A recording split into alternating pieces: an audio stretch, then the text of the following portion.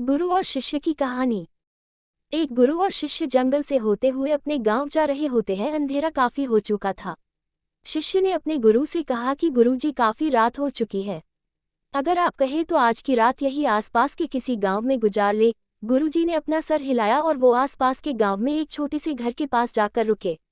अब जैसे ही वहां गए तो गुरुजी के शिष्य ने दरवाजा ठकठकाया। उस घर से एक गरीब आदमी बाहर आया तो गुरुजी ने बोला, हम अपने गांव जा रहे थे, लेकिन काफी रात होने की वजह से हमने इसी गांव में रुकने को सोचा।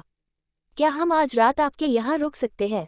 गरीब आदमी बोला, हाँ क्यों नहीं, आप दोनों अंदर आ जाइए। अब जैसे ही गुरुजी अंदर गए उन्होंने देखा कि उस आदमी के घर में बहुत ज्यादा गरीबी थी।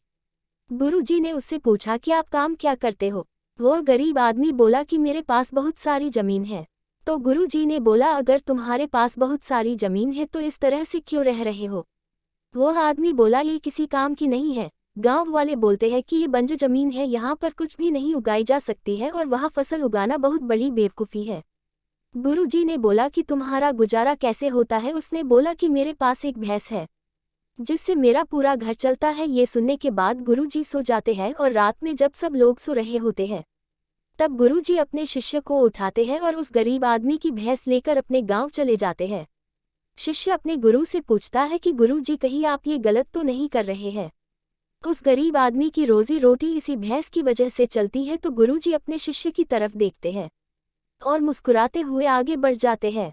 उस बात को तकरीबन 10 साल गुजर जाती है और जो गुरु का शिष्य था वह बहुत बड़ा गुरु बन चुका था।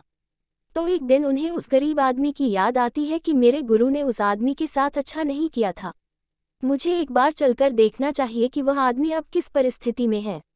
वह शिष्य उस गांव की तरफ जाता है और वहां जैसे ही पहुंचता है तो वह देखता है कि जहां पर उस गरीब आदमी का झोपड़ा था वहां पर एक बड़ा ही आलीशान महल बन चुका था और उस झोपड़ी के बाहर जो बंजर जमीन थी उस पर फल और फूलों के बगीचे थे।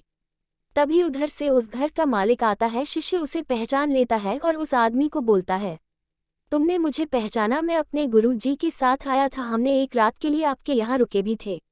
वह आदमी उसे पहचान लेता है और बोलता है कि उस रात में आप कहाँ चले गए थे?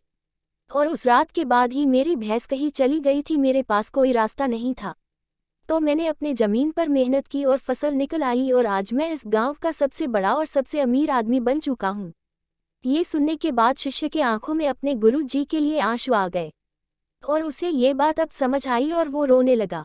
इस कहानी से हमें ये सीख मिलती है कि हमारे अंदर ऐसी बहुत सी टैलेंट छुपी हुई है, लेकिन हमें कोई ना कोई चीज़ रुका कर रखी है।